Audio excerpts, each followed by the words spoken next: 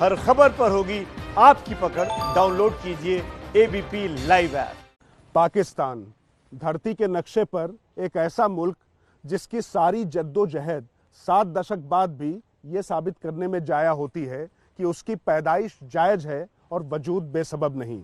लेकिन वजूद की वजह तलाशने में भारत का हर हाल विरोध और कश्मीर की अधूरी आस भी उसकी एक सोती हुई इच्छा है।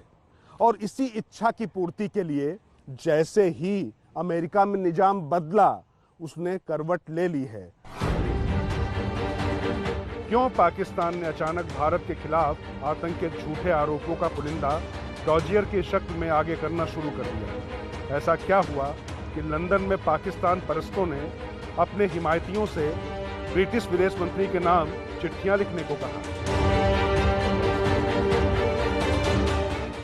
क्यों अचानक इमरान को अफगानिस्तान के घावों की सुधाई और वो अपनी फरेबी बातों का मलहम लेकर काबुल पहुंच गए? इन सारे सवालों के जवाब अफगानिस्तान में नहीं बल्कि अमेरिका की सियासी करवट से ज्यादा जुड़े नजर आते हैं। राष्ट्रपति पद पर जो बाइडेन के निर्वाचन के बाद पाकिस्तान को अपनी नकारात्मक अंतर्राष्ट्रीय कूटनीति के जैसे पुनर्जीवित होने का एहसास होने लग गया है। तो जो बाइडेन की दस्तक में ऐसा क्या है कि पाकिस्तान को अपने सपनों की बुलंदी का एहसास होने लगा है? कश्मीर के नाम पर इमरान मानवाधिकार की फटी डपली इसलिए पीट रहे हैं क्योंकि अमेरिका के नवनिर्वाचित राष्ट्रपति जो बाइडेन उस डेमोक्रेटिक पार्टी से आते हैं जिसका मौलिक सिद्धांत मानवाधिकारों की रक्षा का है। राज की बात यह है कि डेमोक्रेट्स की इसी नीति के बीच से निकलकर राष्ट्रपति बने बाइडेन से पाकिस्तान को कश्मीर पर मदद की उम्मीदें बन गई हैं। पाकिस्तान को लगता है कि विश्व भर में मानवाधिकारों और लोकतांत्रिक अधिकारों की आवाज को बुलंद करने वाले बाइडेन राष्ट्रपति बने हैं तो कश्मीर के मुद्दे विषय पर हस्तक्षेप करेंगे और पाकिस्तान को अपने दुष्प्रचार में ताकत मिल जाएगी। कश्मीर से अनुच्छेद 370 और 35 से हटने के बाद पाकिस्तान ने दुनिया भर में इस मुद्दे को उठाने की पुरजोर कोशिश की, वो नाकाम रहा। अब अमेरिका में जो बाइडेन की दस्तक के बाद उसकी उमंगें फिर हिलोरे मार रही हैं। वो P5 देशों के साथ साथ में अंतर्राष्ट्रीय स्तर पर जो समीकरण अमेरिका में परिवर्तन के साथ बदलने वाले हैं, उसके मद्देनजर मानवाधिकार को आगे रखकर कश्मीर मसले को उठाना चाहता है। और इसके लिए उसने P5 देशों और संयुक्त राष्ट्र समेत तमाम फोरम पर आवाज उठानी शुरू कर दी है, चिट्ठियां लिखना शुरू कर दिया है।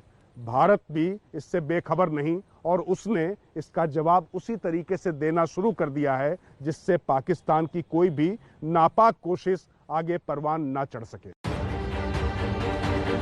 हालांकि पाकिस्तान की कूटनीतिक साजिश को काउंटर करने के लिए भारत ने भी आक्रामक रणनीति अपना ली है और फहरिस्त में देश के गृह मंत्री अमित शाह के ये ट्वीट्स हैं जिनमें गुपकार गैंग के साथ साथ पाकिस्तान परस्त राजनीति को एक्सपोज किया था।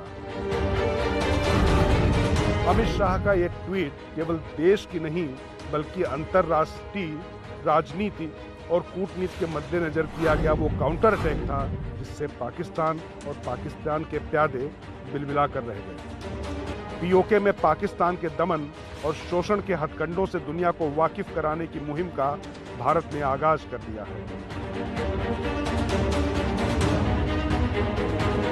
सुरक्षा परिषद के सदस्य देशों P5 के साथ ही इस्लामिक देशों के संगठन OIC तक भारत तथ्यों के साथ अपना पक्ष भेज रहा है जिससे भारत की छवि को खराब करने की पाकिस्तानी साजिश भी बेनकाब हो, जिसमें दमन वो खुद कर रहा है लेकिन कश्मीर की आड़ में छवि भारत की बिगाड़ना चाहता है। भारत की इस मुंह तोड़ जवाब देने की रणनीति का असर भी दिखना शुरू हो गया है।